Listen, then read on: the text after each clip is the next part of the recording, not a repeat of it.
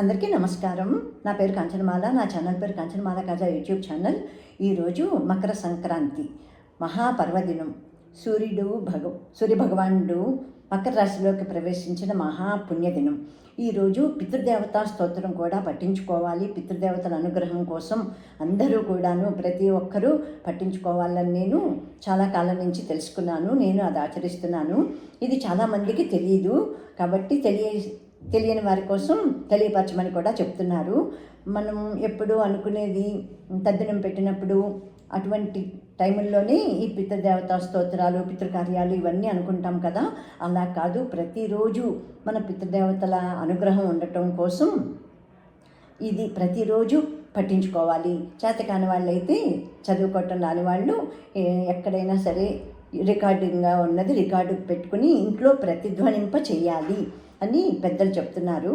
ఇది చాలా వరకు నేను పాటిస్తున్నాను.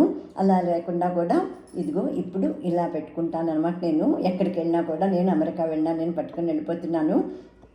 ఇక్కడ మా అమ్మ నాన్నగారు, ఇక్కడ మా మామగారు మా అత్తగారు, ఈ 2 ఫ్రేములు కూడా నేను బాగా బట్టల్లో చుట్టేసి యూఎస్ కూడా పట్టుకొని వెళ్ళిపోవటం మళ్ళీ ఇప్పుడు తెచ్చుకున్నాను ఇక్కడికి. ఇప్పుడు ఇక్కడ నేను PP Reddy retirement home cum rehabilitation centre నుంచి మాట్లాడుతున్నాను. మేము ఇక్కడ ఇంచుమించుగా 6 నెలల నుంచి ఉంటున్నాము. 5.5 నెలలు దాటిపోయింది, 6వ నెల నడుస్తోంది.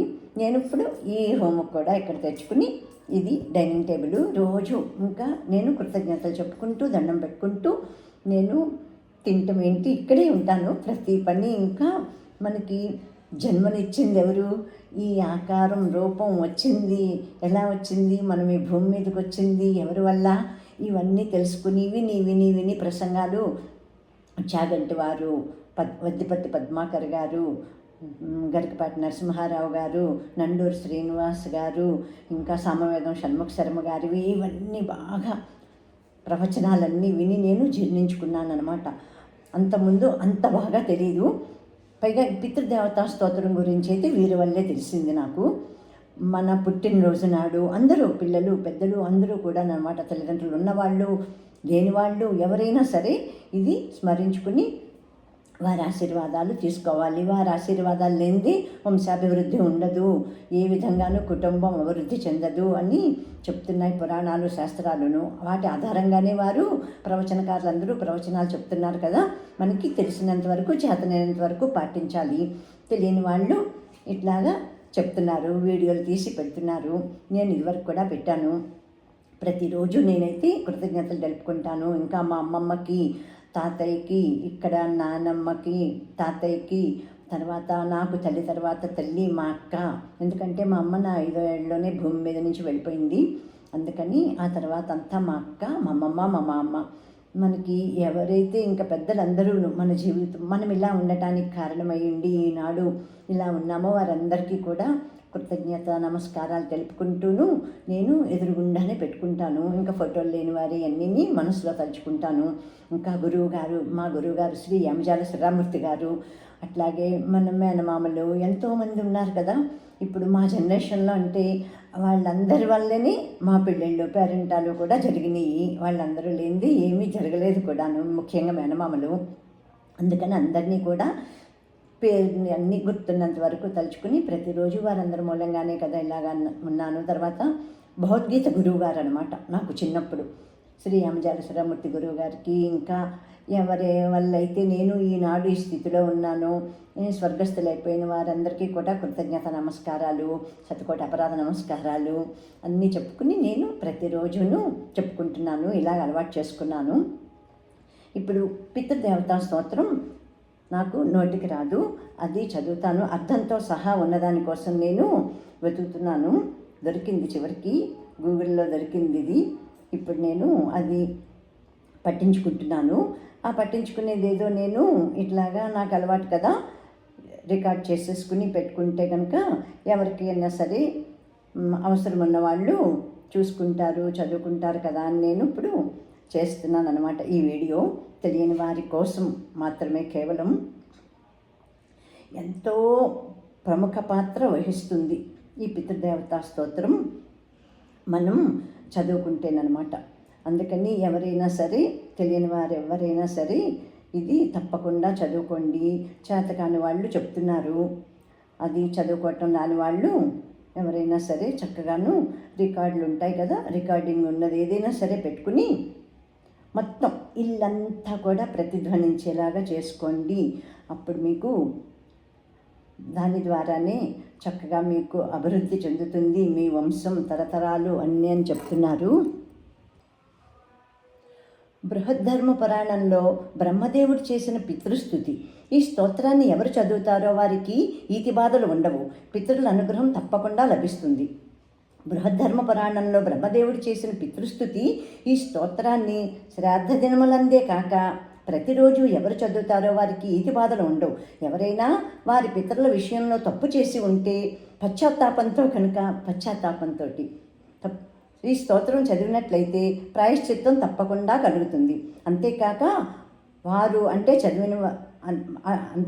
వారు పితృదేవతలు మనల్ని అనుగ్రహిస్తారు. దీనిని ఎవరైతే వారి పుట్టినరోజు నాడు తండ్రికి నమస్కరించి వారి వద్ద చదువుతారో వారికి పితరుల అనుగ్రహం లభిస్తుంది. ఇప్పుడు నేను స్తోత్రం అర్థంతో సహా ఉన్నదానికోసం నేను గూగుల్లో వెతికాను. అర్థంతో ఉంటే కన్నా అర్థం తెలిస్తే కనుక మనకి అది ఇంకాను మనసుకి పడుతుంది కదా, బాగుంది ఇది తెలిసింది కదా మనకి చదువుకోవాలని ఆ ఉద్దేశంతో. 1వ శ్లోకం. నమో పిత్రే జన్మదాత్రే సర్వదేవమయాయ చ సుఖదాయ ప్రసన్నాయ సుప్రీతాయ మహాత్మనే. ఎవరి వలన ఈ జన్మ వచ్చిందో, ఎవరు సకల దేవతా స్వరూపులో, ఎవరి ఆశీస్సుల వల్ల సుఖములు కలుగునో అట్టి మహాత్ములైన పితరులకు నమస్కారములు. మన తల్లిదండ్రులకి. 2. సర్వయజ్ఞస్వరూపాయ స్వర్గాయ పరమేష్ఠిని సర్వతీర్థావలోకాయ కరుణాసాగరాయ చ. అంటే అర్థం ఏంటంటే సకల యజ్ఞస్వరూపులై స్వర్గంలో ఉండే దేవతలతో సమానమైన వారు, సకల పుణ్యతీర్థములకు ఆలవాలమైన కరుణాసముద్రుడైన పితరులకు నమస్కారములు. ఎంత బాగుందో కదా మీనింగ్ చూడండి. 3. నమో సదా ఆశుతోషాయ శివరూపాయ తే నమః సదా పరాదక్షమినే సుఖాయ సుఖదాయ చ.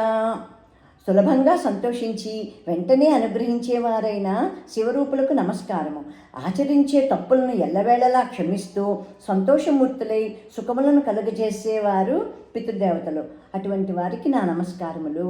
ఎట్లాగా చూడండి, సులభంగా సంతోషించి వెంటనే అనుగ్రహించటం, తప్పులన్నీ క్షమిస్తూ సంతోషమూర్తులై సుఖాల్ని మనకి కలిగిస్తారు అని అర్థం అన్నమాట. చాలాను మనస్సుకి పడుతుంది కదా. దుర్లభం మానుషమిదం ఏన లబ్ధం మాయా వపుః సంభావనీయం ధర్మార్థే తస్మై పిత్రే నమో నమః. ధర్మాలు ఆచరించటానికి అవకాశమున్న దుర్లభమైన ఈ మానవ శరీరం ఎవరి వలన లభించిందో ఆ పితృదేవతలకు నమస్కారములు. మన ఈ జన్మకు కారణమైన వారు మన తల్లిదండ్రులే కదా. 5. తీర్థస్నాన తపోహోమ జపాదీన్ యస్య దర్శనం మహాగురోశ్చ గురవే తస్మై పిత్రే నమో నమః. ఎవరిని చూసినంతనే అనేక తీర్థస్నానములు, తపస్సులు, హోమాలు, జపాలు చేసిన ఫలితం కలుగుతుందో మహాగురువులకు కూడా గురువులైన పితృదేవతలకు నమస్కారాలు. మహాగురువులైన మన గురువులైన పితృదేవతలకు నమస్కారాలు. మనకి చాలామందికి తెలియదని నేను విన్నాను, చాలామందికి తెలియదు ఈ శ్లోకాల్లో ఇంతటి మహత్తరమైన అర్థం ఉందని తెలుసుకుని మనం రోజు స్మరించుకోవాలి అని. ఇట్లాగా ఫోటోలు ఇప్పుడు లేకపోయినా కూడా మనస్సులో తెలుస్తుంది కదా. ఇప్పుడు మా అమ్మ నా 5వ ఏటనే లేదు, అసలు భూమి నుంచి వెళ్ళిపోయింది, ఫోటోల్లోనే ఆమె రూపం అంతే. అలాగే స్మరించుకోవాలి ఎవరైనా సరే తెలియని వాళ్ళు. 6. యస్య ప్రణామస్తవనాత్ కోటిశ పితృతర్పణం అశ్వమేధస్య తైతుల్యం తస్మై పిత్రే నమో నమః. ఎవరిని నమస్కరించినా తర్పణాదులు చేసినా అవి 100ల కొలది అశ్వమేధ యాగములతో సమానమో అటువంటి పితృదేవతలకు నమస్కారములు.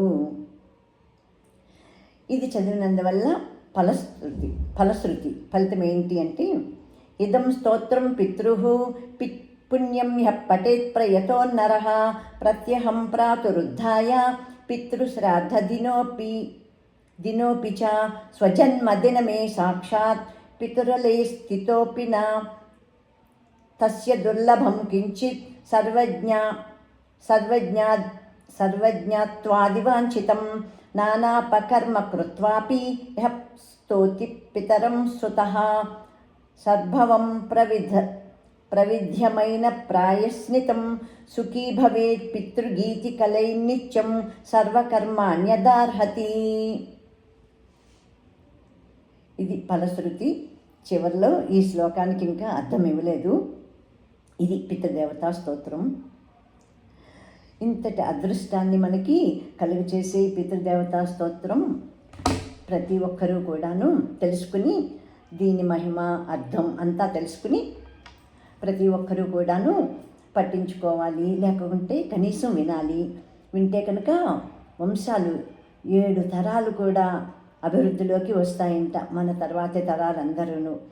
అందుకని మన తర్వాత తరాల వారి కోసమైనా సరే మనం పఠించాలి, ఇదంతా చెప్పాలి మన తర్వాత తరాల వారికి అని పెద్దలు చెప్తున్నారు. అందుకనే నేను ఈ స్తోత్రం ఇవాళ ఊరికినే నా కోసం పెట్టేసుకోవటం కాకుండా ఇట్లాగా ఇదివరకు కూడా ఒకసారి చేసినట్టు గుర్తు, కాకపోతే ఎక్కడుందో ఏమో తెలీదు, నాకు ప్లేలిస్ట్ చేయటం చేయటం లేదు. నేను చెయ్యాలి, ఎన్నో ఉన్నాయి, వేల వీడియోలు, అందులోనూ ఎక్కడో ఉంటుంది.